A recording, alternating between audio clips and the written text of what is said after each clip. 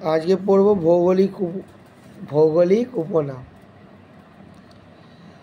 প্রথমে আছে সূর্যোদয়ের দেশ। সূর্যোদয়ের দেশ কাকে বলা হয়? জাপানকে। শৈলশিরা বা শৈল শহর কাকে বলা হয়?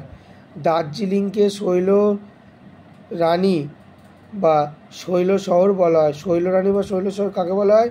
দার্জিলিংকে বলা হয়। প্যালেস্তাইনকে কি বলা হয়? প্যালেস্তাইনকে পবিত্র ভূমি বলা হয়। কি বলা হয়? পবিত্র ভূমি বল, পবিত্র ভূমি বলা হয়। কোন দেশকে সাদা হাতির দেশ বলা হয়? থাইল্যান্ডকে। থাই লয়জফল আঁকা মতন নয় ল্যান্ড কয়কাকে। থাইল্যান্ডকে কি বলা হয় বলো? থাইল্যান্ডকে বলা হয় সাদা হাতির দেশ। কোন দেশকে পৃথিবীর চিনির পাত্র বলা হয়? চিনির পাত্র হলো কিউবাকে বলা হয়। তাহলে পৃথিবীর চিনির পাত্র কি? কিউবা। কোন দেশকে পৃথিবীর রুটির ঝুড়ি বলা হয়? ইউক্রেনকে পৃথিবীর রুটির ঝুড়ি বলা হয়। কাকে বলা হয়? ইউক্রেনকে। পঞ্চনদের দেশ কাকে বলা হয়? পঞ্চনদের দেশ হলো পাঞ্জাব। পাঞ্জাব বানানটা দেখে নাও।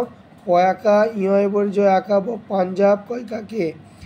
কাশ্মীর কি নামে পরিচিত? কাশ্মীর ভূস্বর্গ ভয় দীর্ঘ ভূ দন্তস্বয় বয় স গরেব গো ভূস্বর্গ। পৃথিবীর ছাদ কাকে বলা হয়? পামির মালভূমিকে। পয়াকা মহাশিরা পামির ময়াকাল্লা মাল ভয় দীর্ঘ মহাশিকা ভূমিকে। রামধনুর দেশ কাকে বলা হয়?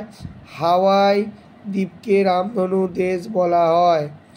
মরুভূমির দেশ কাকে বলা হয়? আফ্রিকাকে মরুভূমির দেশ বলা হয়।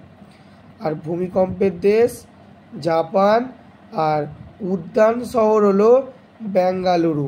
উদ্যান শহর কাকে বলা হয়?